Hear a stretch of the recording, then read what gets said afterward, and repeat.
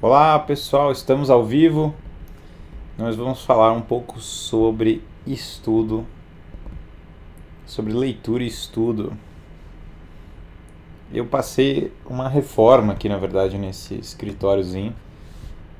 Troquei a cadeira, né? A cadeira fazia um barulho. Agora finalmente a gente tem uma cadeira que não vai mais fazer barulho nas transmissões, né? Já é uma evolução. Eu acho que eu tô com essa cadeira aqui. Eu tava com a cadeira anterior já faz sei lá, uns 8 anos. Então eu já tinha passado do tempo dela. Então vamos lá, vamos falar sobre leitura e estudo. Então essa live, ela é a segunda live de uma série de 4 lives de guias práticos, de dicas para melhorar a vida cotidiana. A primeira live foi a live um guia prático de dieta e exercício. Quem não viu essa live, recomendo fortemente, está vendo esse vídeo depois, recomendo fortemente que assista essa live. Por quê? Porque é muito difícil engrenar numa vida de estudos se você está mal de saúde, se você tem problemas fisiológicos que começam a atrapalhar substancialmente essa vida de estudos. Para uma pessoa conseguir introduzir bem o estudo na sua vida, o ideal é que ela tenha uma boa rotina de exercício. Há uma conexão direta entre essas duas coisas. Eu particularmente é isso, eu tento manter 1 hora de exercício diário. Essa é a meta, né? Eu faço um pouquinho mais que isso, na verdade, somando a semana. Mas o grande David entrou na live, um abraço, David. Mas basicamente um pouco mais que 1 hora por semana, não foge tanto disso, na verdade. Mas é necessário, é importante. Do mesmo modo, se a sua dieta ela é um monte de açúcar, há um excesso de cafeína, um excesso de várias coisas, e é comum você sentir sono o dia inteiro, a pessoa não dorme bem, ou não tem todas aquelas disciplinas que a gente comentou, vai começar a sentir sono na hora de ler, vai se distrair mais do que deveria se distrair, vai sentir falta de disposição e uma distração geral, às vezes sente a cabeça daquela maneira meio avoada. Então é necessário seguir aqueles conselhos antes. Agora, feito isso, a pessoa tendo uma boa disciplina física, melhorando a dieta, sem dúvida alguma o próximo passo é ler. E aqui eu vou falar, eu não acredito em vida de estudos, eu não acredito sei lá, em decência básica de uma pessoa que fala assim, sou estudioso, sou isso aqui, se ela lê menos do que 1 hora por dia. Aliás, eu vou mais longe. Se você não lê pelo menos 1 hora por dia, há uma chance muito grande da sua inteligência ir definhando ou ir piorando conforme o tempo vai passando. Imagina, você está exposto a estímulos excessivos de rede social, coisas piscando e dando estímulos imediatos. Você está diante de um monte de símbolos de baixo nível no dia a dia. Arquitetura ruim, ouvindo músicas que não têm um aspecto formativo. E a pessoa não lê, ou seja, não lê livros. E quando eu falo ler, eu me refiro a livros. Mas eu leio jornal, mas eu leio sei lá o que. Cara, isso não é leitura. Então, 1 hora por dia é o mínimo para você basicamente conseguir sair do. Eu não estou falando nem da evolução, eu estou falando parar de piorar intelectualmente. E hoje, eu acho que conforme. Antigamente as pessoas liam mais, sem dúvida alguma. O brasileiro historicamente lê pouco, mas depois da era da internet as pessoas começaram a ler menos. Pelo menos eu vi em algumas pessoas lendo menos. Apesar do Brasil estar tendo por conta dos influenciadores, por conta de vários trabalhos que foram feitos, aumentou o número de pessoas que buscam uma vida intelectual no Brasil, sem dúvida alguma. Mas, deixa eu só fixar aqui. Mas o fato é que muitas pessoas não introduziram esse hábito de leitura. Então, eu já falei em outros momentos, mas não custa repetir, sempre é importante. Primeira coisa que você vai fazer é colocar 1 hora de leitura diária fixa. Ah, mas Guilherme, eu já leio 1 hora. Ótimo, então você vai passar para 2. 2 horas é um belo horário de leitura. Então, basicamente, precisa fazer isso. Ah, mas Guilherme, eu leio bastante. O que é bastante? Cansei de ver pessoas que leem 10 livros numa toada só, numa tacada só, e depois passam 6 meses sem ler. Não adianta nada isso. Não adianta porcaria alguma. Quem não lê como hábito, quem não lê com uma frequência, não se desenvolve na leitura. Ler,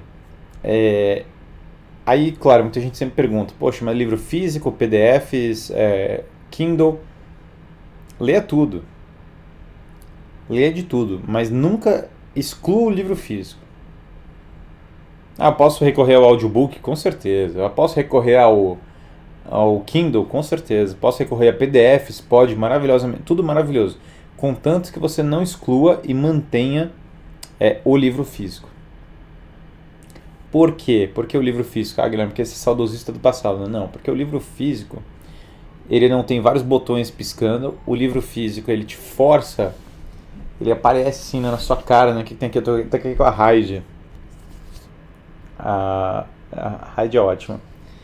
A menina dos Alpes. Então eu tava assistindo com as meninas, inclusive, o desenho da Raid dos anos 60, que é um negócio altamente bucólico. Então, se você pega aqui um livro, ele te força a prestar atenção no livro, entendeu? Não tem nada brilhante, não tem nada que... Eu simplesmente sou obrigado a olhar as palavras do texto. Então, o livro físico, ele vai ter sempre o seu papel. Pense que teve gente que falou pra mim na época do Kindle, falou, cara, agora veio o Kindle, já era, o livro físico vai acabar. E aí na época eu falei, mas olha, na verdade não tem como acabar o livro físico na medida em que o livro físico é uma impressão desses arquivos de computador que você está falando. E francamente, conforme, embora tenha reduzido o papel do papel na sociedade, é tolice achar que simplesmente vocês vão parar de imprimir coisas, inclusive por um conforto dos olhos, né? Professor, boa tarde. Leio cerca de 1 hora e meia, 2 horas por dia. Livro mais técnico e literatura. Como melhora a minha retenção do conteúdo? Está difícil. Então, a gente vai passo por passo. Mas, basicamente, uma primeira coisa que você vai fazer é começar a reter o conteúdo que está nas coisas por meio de técnicas de memorização. Você vai anotar as coisas que você... primeiro você tem que aprender a resumir os livros, você tem que aprender a explicar os livros, você tem que aprender a conseguir tirar o essencial dos livros. Porque, pensa, é impossível você memorizar todas as palavras de um livro. Não faz sentido, não é assim que funciona o trabalho da inteligência. Ninguém pega o livro e decora frases cheias. Você pode até fazer isso com poemas, que é fantástico. Mas ninguém decora um livro frases cheias. Os gregos até decoravam cânticos, né? Então, sei lá, Ilíada, Odisseia, eles decoravam o livro todo. Mas o que você faz normalmente você extrai o essencial de uma narrativa ou de um argumento, e o que você guarda na cabeça é esse resumo, essa síntese dos principais elementos da história. Se essa síntese é de qualidade, vai ser muito mais fácil do que se a sua síntese for pior. E muitas vezes você faz uma síntese de má qualidade porque você não pega a sequência do argumento, mas está muito distraído com os exemplos ou com algum aspecto acidental. Então a primeira coisa é separar o que é essencial e o que é acidental numa discussão. E aí, na medida que você separa o que é essencial e acidental, é o essencial que você decora. Esse essencial, ele tem uma ordem, é uma tabela, como se fosse quando você coloca ele de uma maneira visual, fica muito mais simples. O ser humano é altamente visual. Corzinha, entendeu? Tabelas as mais variadas sempre foram usadas pelas pessoas porque os seres humanos são visuais. Então, você tem que conseguir colocar o essencial de uma maneira tão belamente estabelecida que ele vira um tipo de hierarquia. As hierarquias são o que a mente apreende, o que ela coloca no seu devido lugar. Por hierarquia eu quero dizer um certo tipo de harmonia, um certo tipo de ordem na simultaneidade das coisas. Quando você capta o princípio de uma música, o princípio da música, o princípio da pintura e o princípio da memória de um livro tem uma grande semelhança entre si. Porque toda música tem, inclusive se usa o termo harmonia, uma ordem na simultaneidade. Toda a pintura, você tem elementos dispostos um do lado do outro que eles formam um todo, eles formam um conjunto ordenado. E a mesma coisa vale para um argumento. O argumento tem uma sequência de vários itens que, quando eles são colocados na hierarquia correta, eles são belos. Se você tira da hierarquia correta e da ordem correta, é como uma música com as notas fora de ordem. Ou uma pintura fora de proporção. Ela perde aquela característica de beleza e, portanto, perde a sua capacidade de fixar as coisas.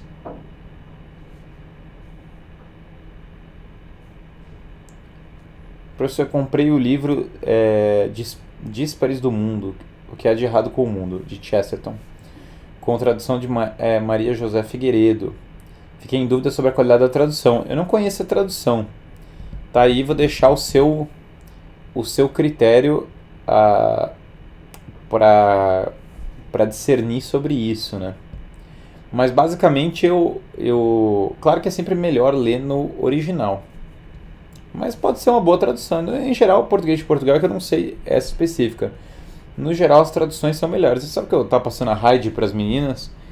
Eu fui atrás da versão com português de Portugal. Não fui atrás da versão com português do Brasil. E eu preferi, sem dúvida alguma. Mas enfim, tem coisas que às vezes é melhor. Boa tarde, professor. Como equilibrar esse tempo de leitura entre filosofia, história, romance, religião e espiritualidade? Dependendo de objetos pessoais ou há uma dica geral? Bom, tem uma dica geral muito específica. Você vai dar prioridade para... Primeiro, você vai restringir o número de assuntos. Não existe, bota na sua cabeça o seguinte. Não existe você estudar ao mesmo tempo história, filosofia, romance, religião e espiritualidade. Isso não é uma possibilidade, tá? Você estuda tópico por tópico, livro a livro, sequência por sequência. Então você vai fazer uma lista das próximas leituras que você vai fazer. Vai empilhar os livros, vai colocar lá, esses são os 10 próximos que eu vou. Você vai comprá-los, colocar em ordem e falar, eu vou ler isso aqui. Você vai priorizar, a primeira leitura que você vai priorizar no seu horário de leitura é a leitura da sua formação profissional, porque você precisa crescer na sua carreira, você precisa pagar suas contas e você precisa ter um desenvolvimento profissional. Então a primeira leitura que você vai fazer é que desenvolve a sua profissão. Se você é psicólogo, você vai ler sobre psicologia. Se você é historiador, você vai ler sobre história. Se você é do mundo de negócios, você vai ler coisas que vão te agregar para aquilo. Embora, dependendo, por vezes, a melhor leitura de negócios às vezes é uma leitura clássica, mas depende da fase ou do objetivo específico que você tem ali. Mas basicamente você vai fixar uma leitura que agrega para a sua profissão. Tendo encaminhado ela, você vai fixar um segundo grande tópico que você vai se formar naquele momento. E você vai ter uma lista de livros para ler.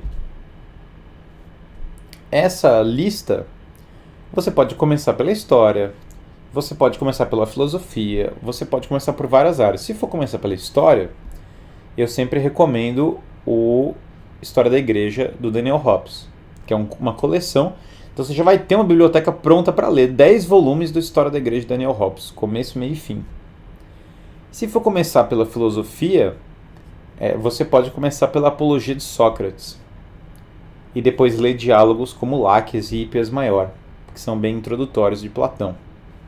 Se você for começar a ler sobre, sei lá, espiritualidade, que nem você falou, você pode ler, por exemplo, um livro como A Fé Explicada, do Léo 13, que é um belo livro. Sempre tem livros que são ótimos para todas as pessoas, que são livros de introdução geral. Livros como A Vida Intelectual, do Padre Sertilanges, livros como Ideias Têm Consequências, do Richard Weaver, livros como Refutando o Neoateísmo, do Edward Feser, Ortodoxia, do Chesterton e Abolição do Homem, do C.S. Lewis. São livros que servem para qualquer pessoa, para qualquer objeto de estudo e para qualquer situação. E aí, para cada área, nós vamos tendo livros que ajudam a formar a pessoa naquela área. Agora, você vai focar em um. Eu gosto que as pessoas tenham no máximo 3 itens de estudo, incluindo esse item da formação profissional. No máximo 3 itens de estudo, nunca 4, 5. Eu acho que isso é loucura. Eu acho que é fácil a pessoa se perder nesse ponto. No máximo 3, e de preferência que a pessoa comece com 2. Olha, agora eu estou lendo a coleção do Daniel Hobbes e eu estou lendo esse livro que ajuda na minha formação. Eu estou lendo Em Busca do Sentido da Vida, do Viktor Frankl, porque eu sou psicólogo e isso vai me ajudar. Pronto, então aqui eu tenho 2 leituras bem fixadas e eu tenho 2 tópicos que eu vou seguindo neles. Ah, não, Guilherme, preciso ler 3. Tudo bem, então eu vou ler, sei lá, Apologia de Sócrates, o História da Igreja, que vai demorar um tempão para ler, e aí vou continuar com esse livro do Frankl. Não, Guilherme, é muito importante literatura. Então, beleza, você começa pela literatura. Então, você vai pegar para ler livros como... Aí tem... A literatura sempre tem uma dificuldade de pegar livros introdutórios, mas sempre tem livros bons. Sei lá, O Senhor dos Anéis é um livro introdutório. A Jane Austen é maravilhoso. Ah, não, já estou um pouco mais adiante, então vou ler Camões, vou ler Charles Dickens, vou ler Um Conto de Duas Cidades, vou ler... Júlio César de Shakespeare é um livro muito introdutório também, muito bom. Aí também depende da linguagem, né? Claro que Don Quixote é incrível, como citaram, e assim vai. Então tem muitos livros interessantes. Para quem está começando do zero, eu sempre gosto do Senhor dos Anéis, porque até um adolescente consegue pegar para ler assim, o Senhor dos Anéis. Então é uma leitura muito boa de introdução. E Orgulho e Preconceito da Jane Austen. Acho que são livros muito legais para quem está começando, assim, né? Camões é um dos mais elevados da literatura mundial, né? Então é um livro realmente, é uma sequência incrível. Sempre tive dificuldade com leitura e concentração. Decidi vencer. Escolhi 3 títulos da sua livraria para começar. Minha livraria é só pesquisar lá, Livraria Guilherme Freire. Ótimos descontos, obrigado. Eu botei uns descontos hardcore, pauleira, para os livros que estão no clube de leitura. Então vocês podem procurar lá na livraria, tem alguns descontos realmente muito fortes.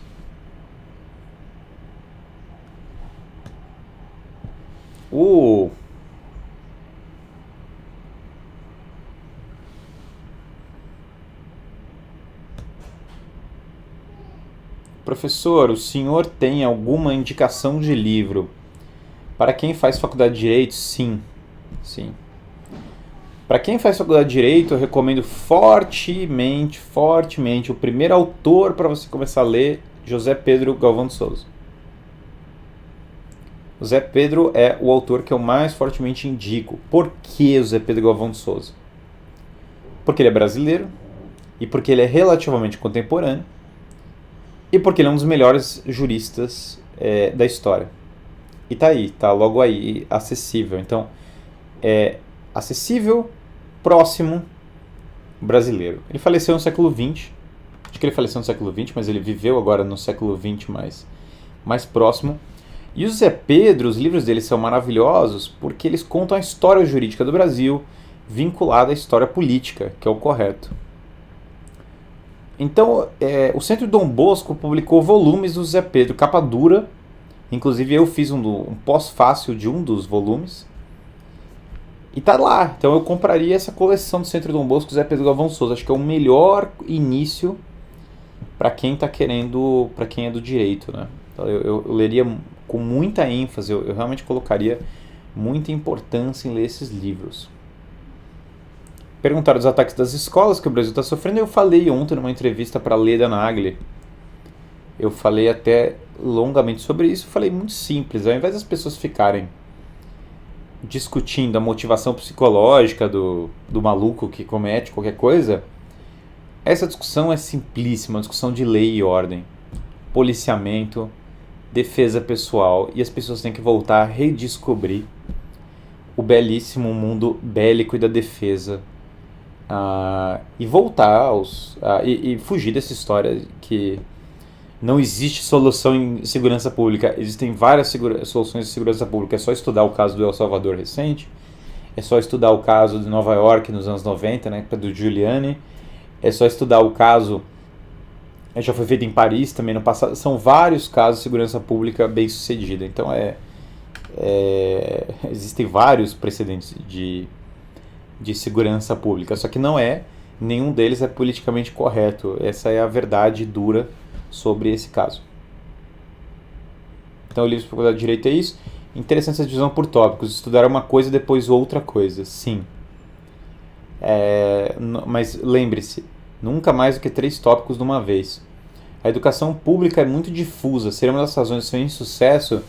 São vários. O maior problema da educação pública não é o fato dela ser difusa. O maior problema dela é a não crença em uma educação que é voltada para o bem, a verdade e a beleza. Toda educação ela precisa de paradigmas objetivos. Se não tem um sistema de valores claros, morais, focado nas virtudes, se não tem uma busca pela verdade e, portanto, pela tradição cultural, e se não tem uma busca por uma beleza objetiva, a chance é muito grande de cair a qualidade da educação. Então esse é o problema da educação pública. É o nominalismo dela em última instância. O filme Orgulho e Preconceito é uma boa adaptação? É um filme interessante, mas não é... O livro é infinitamente melhor, mas o filme não ficou ruim, pelo menos. Aquele filme de 2005. O professor sente incriminar o que acha do ICLS, Instituto Cultural Lux e Sapiens. Cara, eu não vou ficar opinando sobre isso. Eu não tenho nenhuma base para ficar opinando sobre essas coisas. Agora, voltando aqui para o tópico da leitura, então. Perguntaram sobre Dostoiévski ou Machado de Assis. Dostoiévski é mais autor que Machado de Assis, nada contra Machado de Assis. Dostoiévski é um autor mais profundo para a história da humanidade. Dostoiévski escreveu, sei lá, pelo menos Crime e Castigo, que eu sempre recomendo que as pessoas comecem a ler por ele. Demônios, Irmãos Karamazov, são livros incríveis. Machado de Assis eu gosto de alguns livros mais exóticos entre aspas, que não são os mais divulgados dele, por exemplo, O Alienista, O Memorial de Aires. O Alienista é um belo livro para começar a ler, um livro muito simples e muito muito formativo. Então, um bom livro, eu gosto do Alienista. A crise da educação, isso eu falei num dos primeiros vídeos do canal, então pouca gente viu. Mas a Hannah Arendt tem um ensaio muito bom sobre a crise da educação. Ela fala que a crise da educação passa por 3 coisas. E sempre vai envolver isso e não se altera para quem está vendo esse vídeo, que é uma crise de autoridade, uma crise de religião e uma crise de tradição. Sem autoridade não existe educação. Autoridade não é autoritarismo, autoridade simplesmente é o exercício da ordem. E simplesmente alguém tem que ter responsabilidade para fazer as coisas, senão as coisas não andam.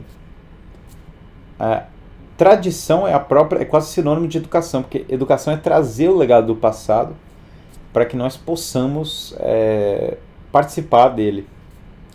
E religião é reconectar com a origem de uma coisa.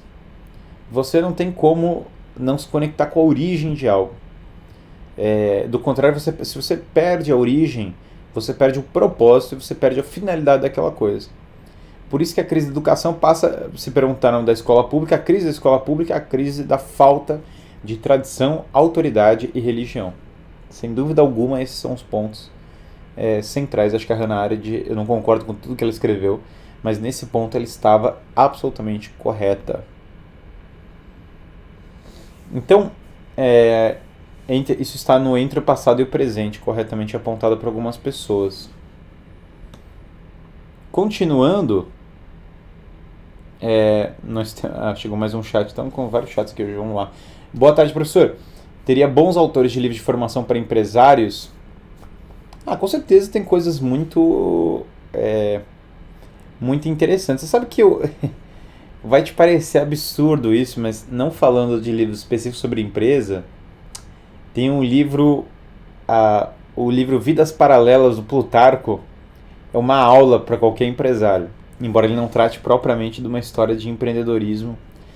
É um livro que eu basicamente uso nessas formações que eu dou para empresários, porque, especialmente a vida de César e Alexandre, eu acho que elas são muito formativas para quem tem que exercer liderança em alto nível. A questão de reter o que você lê, ela claro que envolve resumir, e é um erro não querer resumir.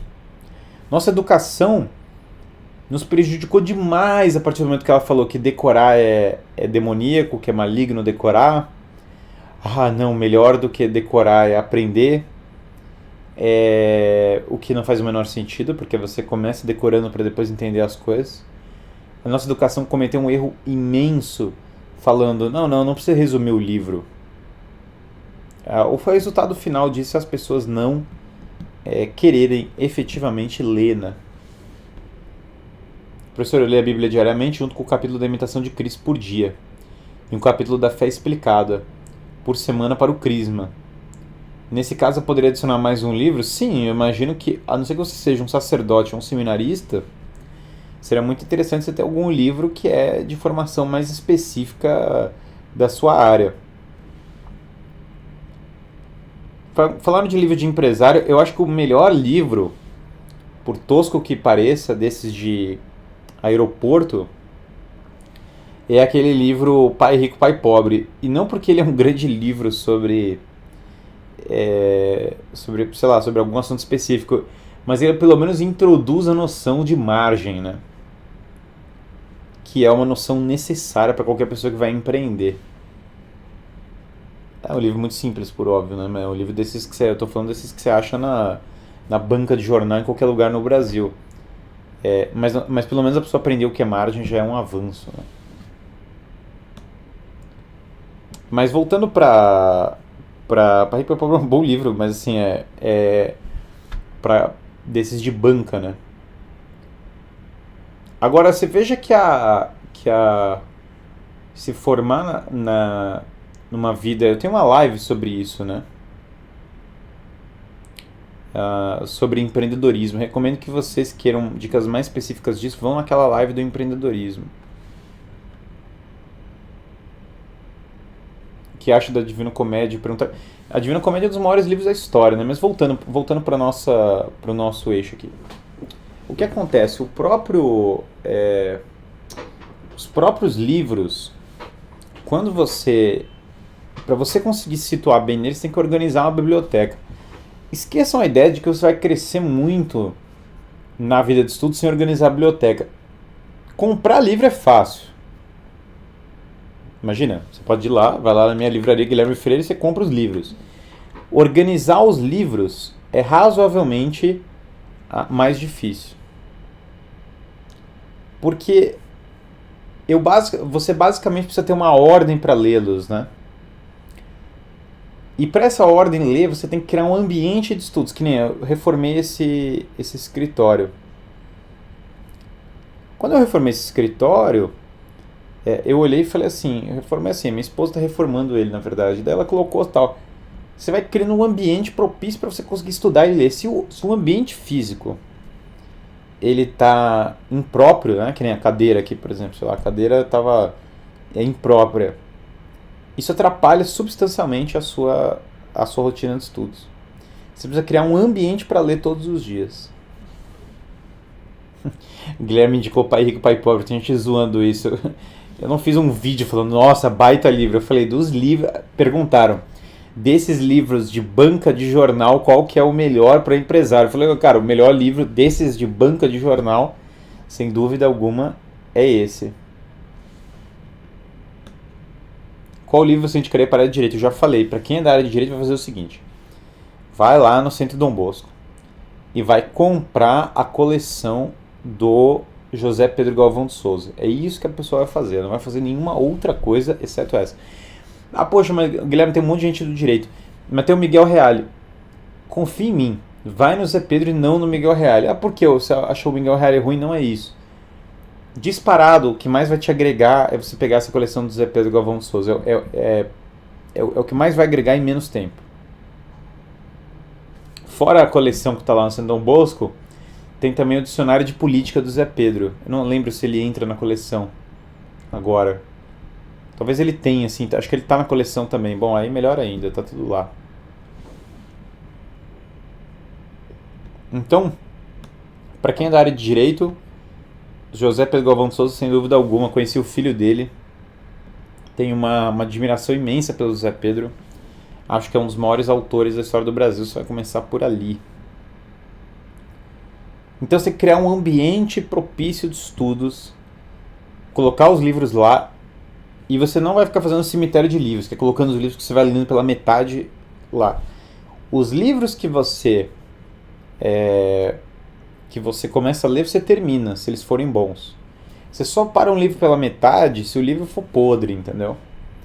O que não falta é coisa podre. O que não falta é coisa ruim. Mas você seleciona aqueles que são bons. Eu falo para vocês, a leitura de todos os hábitos, eu acho que é um dos mais difíceis para o brasileiro. Vamos ver aqui, até a gente sempre faz as perguntas do chat, eu não fiz, mas vamos lá. Realisticamente, quantas pessoas... Aqui, é claro que o público é desproporcional. Mas sem faltar nenhum dia, quais de vocês conseguem e quais não conseguem? Podem mandar no chat, nas coisas. Quais de vocês conseguem ler todos os dias pelo menos 1 hora sem nunca faltar um dia? E quais não conseguem, né? Ou, aliás, quanto que vocês conseguem ler, né, na semana, no geral?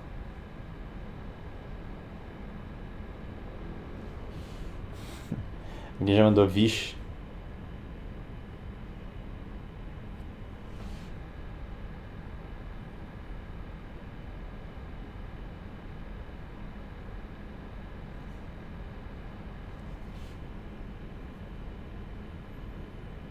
Vamos lá. Olha, tá mais ou menos...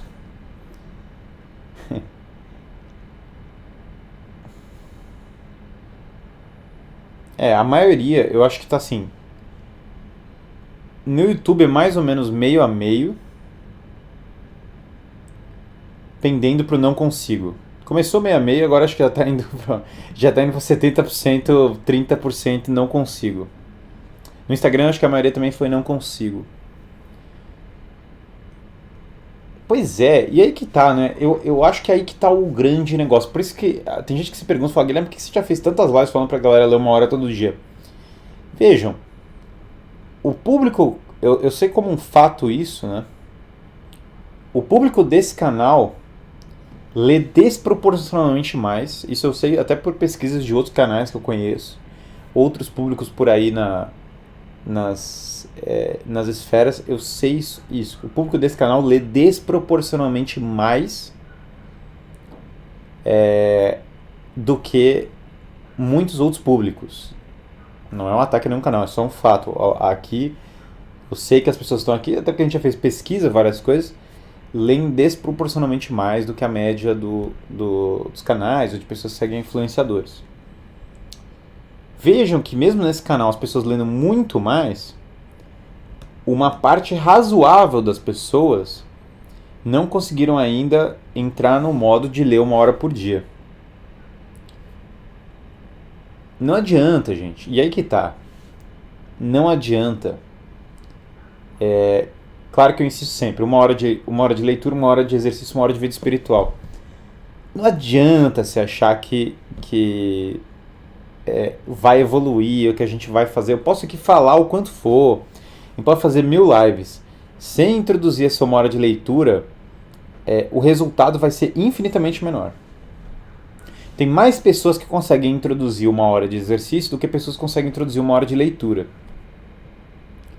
Mais raro ainda, e é para isso que a gente trabalha aqui no canal, é a pessoa conseguir introduzir as duas coisas simultaneamente. Não obstante, é necessário. É necessário.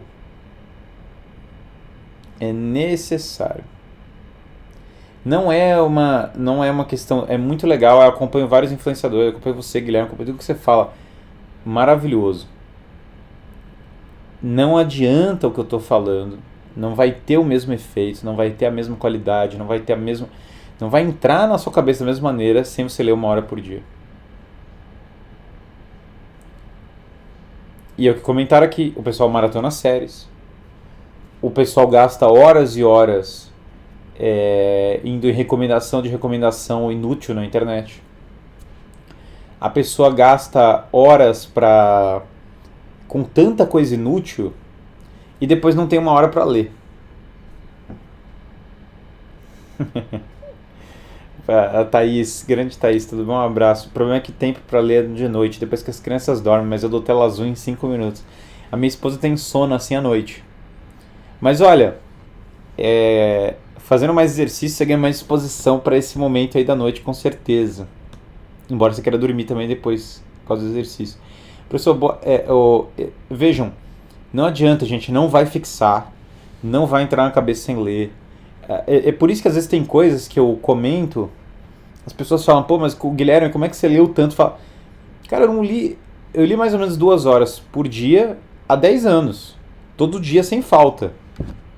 E nos dias que eu não consegui 2, eu consegui 1.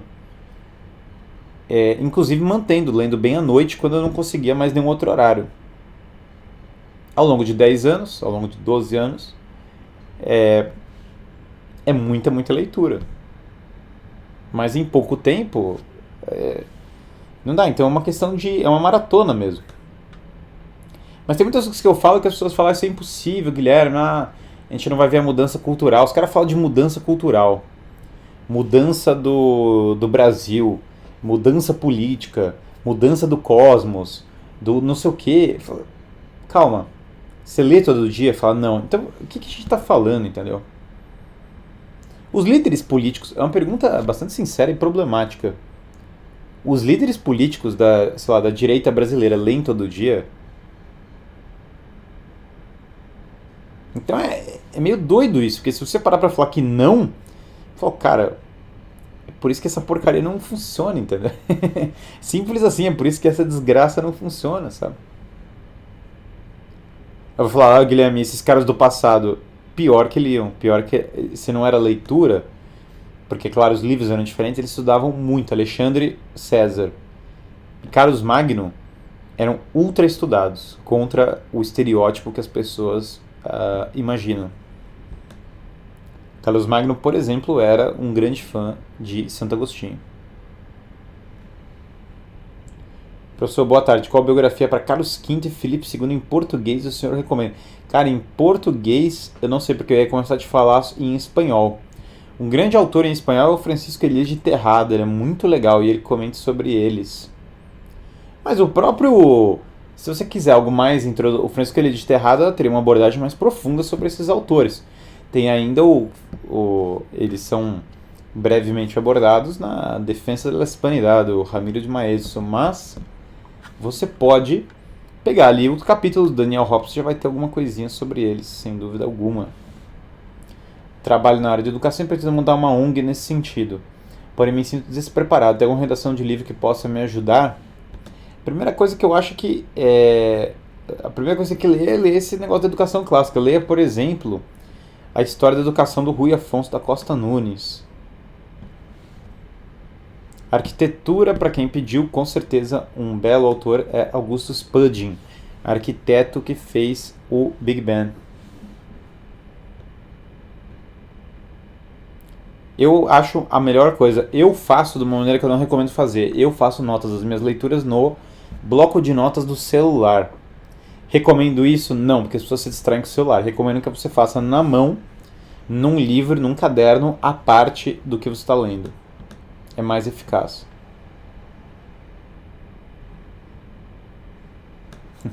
Engraçado, tem um monte de gente mandando, claro que não, obviamente falando eu falei dos líderes da direita brasileira que não leem. Fala, pois é, cara, e daí é que não vai funcionar, entendeu? Os caras não leem. A falta de leitura, o baixo QI, a falta de leitura e tudo mais, é a grande praga do negócio.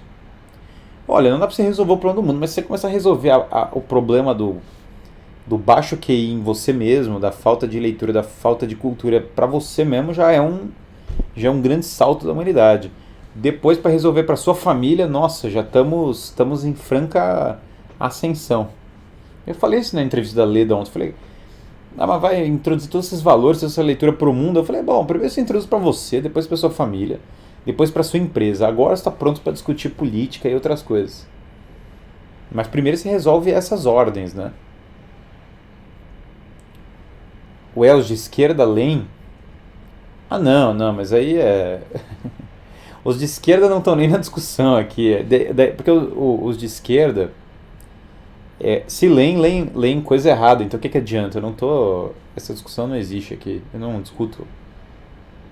Eu não fico criticando intelectuais de esquerda porque não faz o menor sentido. Intelectuais de esquerda são, por óbvio, parte do mesmo establishment, que é o establishment da crise da educação. Portanto, não há uma separação muito clara entre a pessoa ser intelectual de esquerda e ela ser parte da crise da educação. É a mesma coisa. Isso aí teria que ter uma longa explicação sobre isso, mas o cara lê muitos livros revolucionários, fala, na verdade ele é parte da crise, né? Ele não é a solução para a crise, ele é parte da crise. É mais ou menos a mesma lógica do que falava Leão XIII. Leão XIII fala, todo o problema do mundo são católicos. Porque os outros que não são católicos, eles não têm, isso na perspectiva de Leão XIII. Porque nos outros que não são católicos, eles não sabem a doutrina correta, então eles nunca vão resolver os problemas porque eles estão presos no erro. Dado que eles estão presos no erro, só pode vir a solução dos católicos, portanto a única discussão que nós temos é a qualidade dos católicos. Essa lógica de Leão XIII, ela perfeitamente pode se aplicar a esse caso. A única discussão que tem é a discussão da qualidade das pessoas que não são revolucionárias. Porque as pessoas que são revolucionárias são a própria crise. Elas estão imersas, elas são filhos e propagadores da crise. Portanto, não é que não dá para discutir as ideias deles, mas, portanto, não tem, como não pode vir uma solução deles, também não há por que discutir eles como fonte de uma solução. Porque deles só pode vir a crise. Das pessoas em concreto que estão imersas, elas poderiam contribuir positivamente para a cultura. Mas a mentalidade revolucionária as impede de fazê-lo, né? Guilherme, dos livros do Daniel Hobbes, estou na dúvida de começar pela história da Igreja do Povo de Deus ou a Igreja dos Apóstolos dos Mártires, volume 1. Comece pela Igreja dos Apóstolos dos Mártires, volume 1. Se quiser ler a História Sagrada do Povo de Deus, pode ler. É muito bom. Mas você pode começar já do volume 1, eu acho.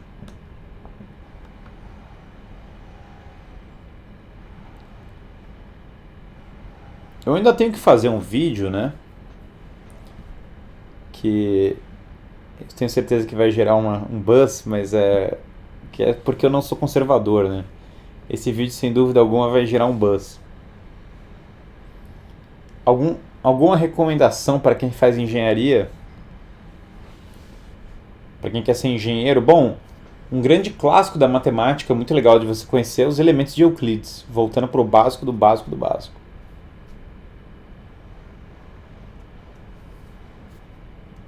Mas isso do porquê eu não sou conservador é um tópico interessante. Eu não sou conservador em última instância, até por causa de um gráfico que eu postei uma vez, né? Porque conservador não é suficiente.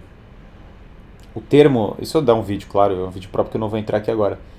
Mas porque o termo não é suficiente para abarcar o tamanho da solução que nós estamos discutindo e o tamanho do problema. Então isso não é suficiente, sem dúvida alguma. Então tem gente até que, é claro que é meio cômico quase, né? A pessoa fala um livro para engenheiros, o cara fala elementos de Euclides. Mas é claro que o essencial é voltar ao básico.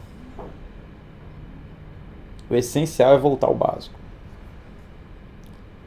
Então, na leitura, o que você quer é, sem dúvida alguma, elevar o espírito. Já tem gente reagindo, sabia? Já tem gente, meu Deus, você não é conservador, o que é isso e tal. No sentido popular da palavra, você pode falar que eu sou, mas eu definitivamente sou muito mais reacionário do que conservador. E até para a educação, para conectar com o que a gente está falando agora, eu sem dúvida alguma vou te falar claramente na área da educação, porque eu sou reacionário e não conservador. se eu falar, eu sou conservador em educação, o que eu estou falando? Eu estou protegendo o que há de melhor do que me foi legado da civilização, né, imediata da qual eu faço parte, o que me foi legado, e eu preservo essas coisas que me foram passadas. E aí eu vou preservar o que tem de melhor nelas e rejeitar as novidades que vão contra o que tem de melhor. Isso seria uma postura conservadora em relação à educação. Eu não acho que isso resolve coisa alguma. Eu acho que a crise da educação ela é ultra profunda. Eu não tenho nada que eu quero preservar exatamente da minha educação escolar, universitária, ou até mesmo, eu já não tenho mais muito que eu quero conservar do que me foi passado, para ser muito sincero. O que eu quero fazer é olhar a educação a partir de um paradigma dos grandes homens do passado, que é absolutamente e 100% distinto do paradigma de liberdade, igualdade, fraternidade que foi passado para mim como educação escolar e oficial. Eu estou fora desse eixo. Eu estou absolutamente interessado no que os romanos faziam, no que os medievais faziam, no que os gregos faziam. Eu estou interessado até em muitos aspectos no que os renascentistas faziam. Eu estou fora desse eixo. Então eu não quero preservar nada, eu não tenho nenhuma... Você falar assim, Guilherme, do que foi te passado na universidade, o que você quer preservar? Eu não quero preservar, eu acho que o eixo é outro. Por isso, há uma necessidade de uma mudança de paradigma substancial quando você olha a educação. Essa mudança de paradigma ela é muito mais no eixo, que a educação não pode ser nominalista, mas ela tem que ser essencialista, realista, focada em hierarquia e autoridade. Por isso que eu já me eduquei fora da... Você ganha falar, pô, mas você não fez faculdade, mestrado, sem dúvida. Mas a formação que eu passo para vocês foi obtida fora do sistema educacional. Sequer a educação que eu recebi sequer a educação que eu recebi exatamente familiar, né? No sentido de que esses autores que eu estou indicando não foram passados pelos meus pais exatamente. Então é um tradicionalismo real e autêntico, ele foge desse eixo de preservar as coisas. Por isso, reacionário em relação à educação e não conservador. O termo tradicionalista já me agrada mais do que conservador, sem dúvida alguma, no sentido de que a tradição tem uma preponderância sobre a preservação das instituições. O próprio grau de amor da pessoa pelas instituições formais vai distinguir muito ela nesse ponto, né? Que é uma coisa muito típica conservadora, precisamos de institucionalizar precisamos de instituições que vão dar suporte, precisamos de um think tank. Eu não acredito nisso, eu não acredito nessas coisas, eu acredito em Great Man History. Eu acredito em grandes homens que derrubam pseudo-ordens para restauração da ordem. Não acredito nessa balela de instituições para a preservação do Ocidente. Mas isso não é a live, só estou falando isso em relação à educação para esse momento, né? Então por isso que eu prefiro o termo reacionário. Reacionário é o termo mais agradável para mim, porque ele, sem dúvida alguma, ele fala, cara, eu tô fora do sistema, eu tô exit, né? Eu não estou dialogando com ele, eu estou fora, eu tô em outro patamar. É a figura que eu já usei várias vezes aqui do Mad Max 2. O cara não tá dialogando com você, ele tá fora, entendeu? Ele tá off. Ele simplesmente deu exit, assim, apertou o exit, pulou fora. Tipo, o cara discutia Matrix, né? Você é pró agente ou você é pró... O cara fala, cara, eu não sei, eu tô fora da Matrix. Eu estou fora. A Matrix não é um ponto de discussão pra mim.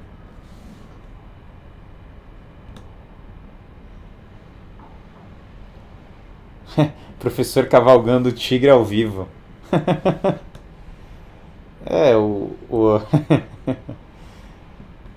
A gente tem que passar pelo. Cavalgando o tigre é uma referência, né? O cara quer que eu drible o Kali Yuga em cima de um tigre. Mas é da hora. A questão é que é isso. E você pode reparar, né? Em relação à educação, e em relação ao. Eu acho que em relação à educação eu vou te dar uma postura bem clara, conservadora e reacionária. Conservador vá lá, cuidado com o curso superior, faz um bom curso superior, mas tenta puxar para um viés legítimo, mas ao mesmo tempo tradicional, que tenha uma certa preservação dos costumes, mas que também você saiba dialogar com seus professores e você saiba colocar o seu ponto dentro de uma democracia. É importante que tenha um ponto de defesa de valores, mesmo em meio a instituições como a universidade e a escola. É muito importante que uma voz conservadora seja ouvida dentro da escola e tal. Essa é exatamente a postura conservadora. Fala, pô, Guilherme, então se essa postura eu achei que ela é a única que existe em educação. Fala, cara, não, em educação, a outra postura que existe calma, eu não tenho nada a ver com esse seu relativismo, bicho. Eu tô aqui seguindo o que Júlio César, Sócrates e Dante Alighieri falaram. Eu não tenho tempo para perder com o seu relativismo. Eu tô fora, meu negócio aqui é outro. Tô criando um negócio novo, inclusive aqui essa é a minha escola, essa é a minha universidade, esse é o meu negócio para formar as pessoas. Você não pode usar o termo não sei o que. Fala, dane-se, eu tô aqui, o termo é esse.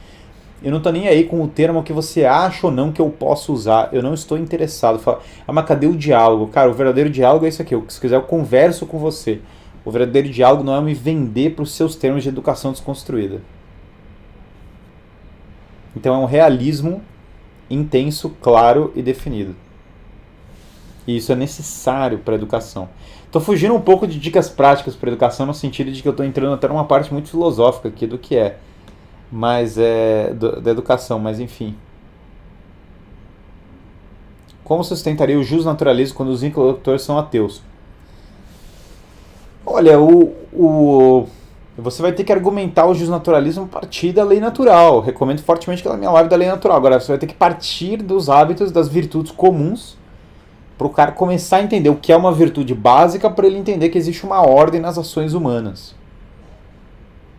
Justnaturalismo é Deus criou. Justnaturalismo você começa pela percepção de que comer em excesso é ruim.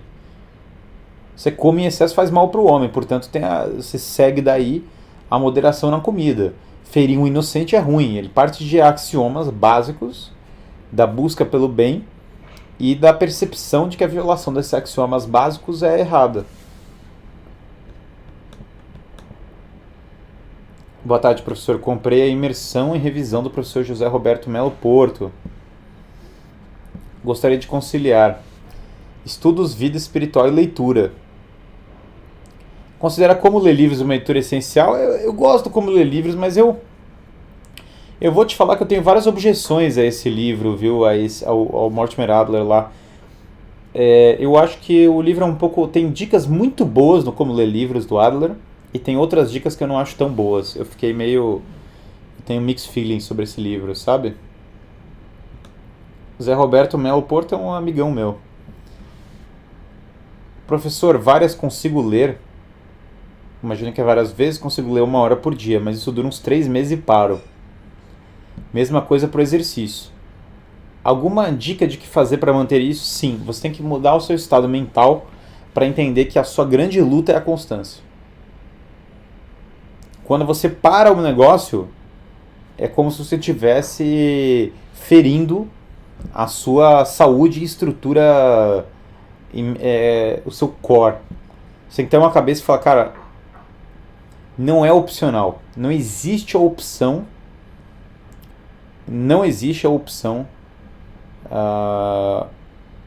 de não fazer.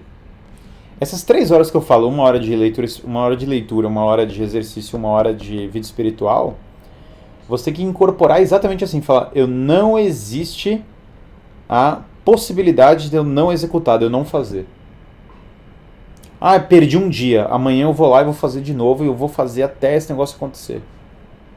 Cara, eu faço por mim. Às vezes eu pulo um dia, por exemplo, hoje eu vou viajar, né? Vou lá pro Rio. E aí eu falei, cara, eu não vou conseguir ir na academia na terça-feira. Então eu fui na segunda, eu adiantei. Porque eu sabia que no dia seguinte eu não poderia ir. Algumas vezes também eu já fiz treino de jiu-jitsu que eu fui à noite porque eu sabia que no dia seguinte eu não poderia. Então eu falava, cara, eu vou treinar à noite. Você adianta, você tem que ter um raciocínio que você está sempre correndo atrás da coisa antes de fazê-lo. Você aproveita cada janela, tem que ser uma obsessão mesmo. Você tem que colocar num estado corretamente obsessivo. Me mandaram um negócio maravilhoso, é um canal do Instagram. Me mandaram não, o algoritmo me indicou. Que é só o personagem do Berserk, né? E daí ele tá muito louco e tem umas frases de motivação. Tipo assim, Viktor Frankl, o cara lá no grinding pesado. Aquilo é maravilhoso. Você tem que ter um estado de saudável obsessão. Saudável obsessão quer dizer não algo efetivamente obsessivo, mas obstinado, sem dúvida, para cumprir essas horas. Eu consigo 3 meses. Coloca para você depois uma meta anual. Esse ano eu vou fazer 325 treinos. Fala, cara, tem que ser um negócio assim, sei lá, tem que ser um treco definido, sabe? Conhece Abbe Barruel, Jacobinismo, opinião? Não. Paulo Freire, qual o problema com sua pedagogia? Eu fiz uma live sobre a crise da educação. Mas sei lá, todo é o problema. Primeiro é que ele é um nominalista, segundo é que ele é um revolucionário, terceiro é que ele pegou o que tinha de pior. O cara é, sei lá, influenciado por Mao Tse Tung. O que mais a gente quer saber qual é o problema do cara? Forte abraço, querido Guilherme. Presida Jair Messias Bolsonaro. Agora eu falei isso, já a live vai dar uma piorada na conexão. Valeu aí pelo chat. Já leu o Ernst Gombrich? Recomenda? Tem umas coisas boas, tem umas não tão boas. O Ernst Gombrich puxa um pouco demais para a arte moderna pro meu gosto, pra falar a verdade. Mas tem umas ilustrações bonitas no livro. Se pudesse te indicar apenas 3 livros de filosofia, quais seriam? Os 3 livros da literatura. Se eu pudesse escolher apenas 3, o mundo está perdido. Nós temos apenas 3 livros. A Suma Teológica, de São Tomás de Aquino. A Cidade de Deus, de Santo Agostinho. E a Metafísica de Aristóteles. Seriam os 3 livros que eu salvaria num... E quase eu coloquei Leis do Platão junto. Perdeu por 1 milímetro para a Metafísica de Aristóteles. São os 3 livros que eu salvaria no desastre. Outro que entraria muito próximo é a Consolação da Filosofia, do Boécio. Se eu pudesse salvar apenas 3 livros de literatura, eu acho isso até mais fácil de falar, viu? A Divina Comédia, Lusíadas, a Eneida. Acho que eu salvaria esses 3. Só que ninguém entenderia eles direito porque faltou a Odisseia e a Ilíada. Mas eu salvaria, acho que esses 3. A Eneida, a Divina Comédia e os Lusíadas.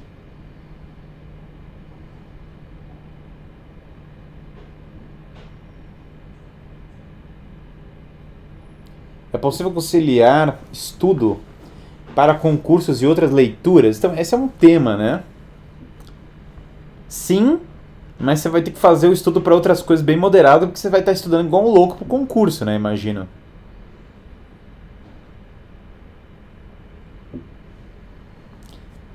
E aí uma coisa que perguntaram que é maravilhosa, né? Por que a Eneida e não a Ilíada? Porque eu sou muito mais romanista do que pró-gregos. O mundo grego é bem mais tosco do que as pessoas imaginam. Platão e Aristóteles odiavam a ordem política antiga do mundo grego. Sócrates, Platão e Aristóteles são os profetas daquele mundo e eles elevaram ele de uma maneira maravilhosa. Mas o mundo grego, o mundo romano, ele desperta muito mais a minha admiração como ordem social do que o mundo grego, sem dúvida alguma. E eu acho a Eneida, por esse meu amor, por esse meu filorromanismo total, eu salvaria a Eneida sem dúvida alguma. Claro que não existiria Eneida sem a Ilíada e a Odisseia. Mas é que eu sou absolutamente filorromano. Acho que todas essas discussões, e se você olhar os grandes homens da história, eles eram muito mais filorromanos do que filogregos. Os caras eram muito mais Se você olhar, Carlos Magno falava que o império dele era o Império Carolíngio. As pessoas pegavam os símbolos do Império Romano, não exatamente os símbolos do mundo grego, né? Falaram que eu pulei um chat, mas eu não estou vendo qual chat, onde está esse chat. Que falam que eu pulei. Samuel, mas eu realmente não estou vendo seu chat, viu? Em particular. Ah, apareceu aqui. Contribuições baixas, o negócio ele some com os negócios. O que você acha sobre a tradição de pedir bênção aos pais e avós sobre o interior? E sinto que está se perdendo. Eu acho da hora. Eu acho que o benção pai, benção avó é maravilhoso. Acho ótimo. Pode pedir a benção. Eu fiz uma piada com isso outro dia, né? Porque me falaram, ó, nós somos as netas das bruxas que vocês não queimaram. Aí eu faria um segmento desse, numa sátira, né? Ah, nós somos as netas das bruxas que vocês não queimaram. Aí corta pra avó, benção avó. Aí tá lá a avó rezando o terço. Eu acho uma tradição maravilhosa, uma coisa meio patriarcal, né, da hora.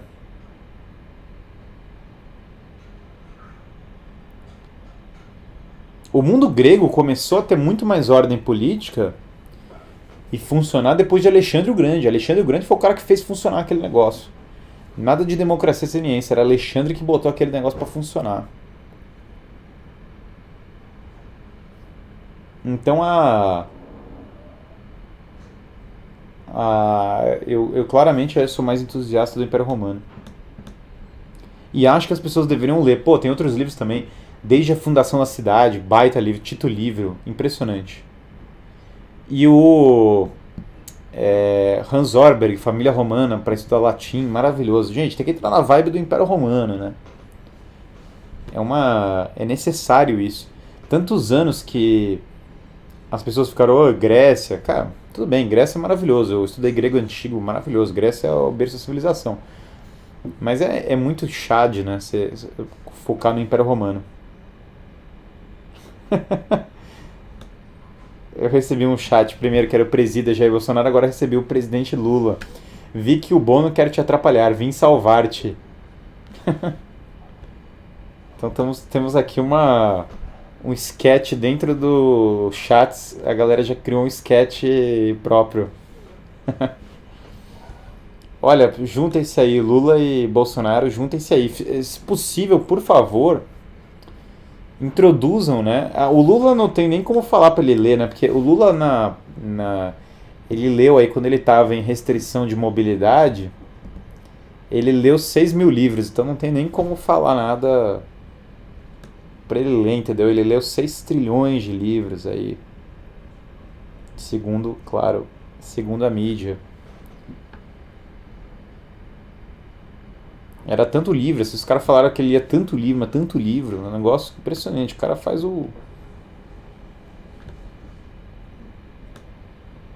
última de hoje, lista de leitura ainda está disponível. Aquela lista de leitura eu deixei disponível para quem é aluno do curso de leitura e memória. O curso de leitura e memória ainda está lá no site. Se você entrar lá no guilhermefreire.net, está lá o curso e dentro do curso tem a lista de leituras. Aliás, no geral,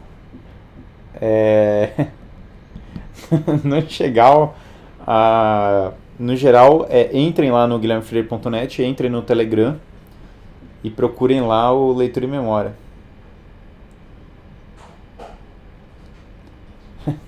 Não, o cara leu muito. Cara, esse problema aí imagina, meu sonho é ter líderes políticos no Brasil que se inspiram no Império Romano, na Eneida. Se Deus quiser, a gente ainda chega nesse patamar. Fala, cara, minha inspiração para salvar o Brasil ali na Eneida e tal, eu me baseei em César Augusto. Fala, pô, cara, agora a gente começou a discutir algo que me interessa, entendeu? Mas não, os caras chegam, ao invés de alguém chegar e falar, pô, César Augusto e tal, aí é falta de imaginário, né? Cara, o que são os seus heróis? O Júlio César, o herói dele era Alexandre o Grande. Nossos heróis do mundo político, aí o cara chega lá e fala, não, minha grande inspiração é os Estados Unidos. Aí fala, pô, cara, os Estados Unidos, que Estados Unidos? Os Estados Unidos atual. Fala, cara, o que é isso? O que tá acontecendo? Essa é a sua grande inspiração política, os Estados Unidos contemporâneo, o que tá... Meu Deus do céu, que podre, que pequeno, que coisa pequena burguesa. Tá bom, gente? Olha, por hoje é isso. Então, peguem essa 1 hora de leitura, fixem essa 1 hora de leitura, abracem essa 1 hora de leitura, coloquem a 1 hora de leitura em destaque e vamos embora, tá bom? Perguntar da entrevista da Leda. A entrevista da Leda acho que vai ficar disponível no YouTube. Ela foi feita lá no... Acho que ela vai estar no YouTube, vai ter um vídeo lá que ela vai postar. E acho que é isso, tá bom? Um abração para todos e quinta-feira estamos de volta com... Nós vamos falar sobre dicas aí mais focadas em relacionamento e vida profissional. Continuando essa live de guia prático. Beleza? Um grande abraço aí para todos e até quinta-feira.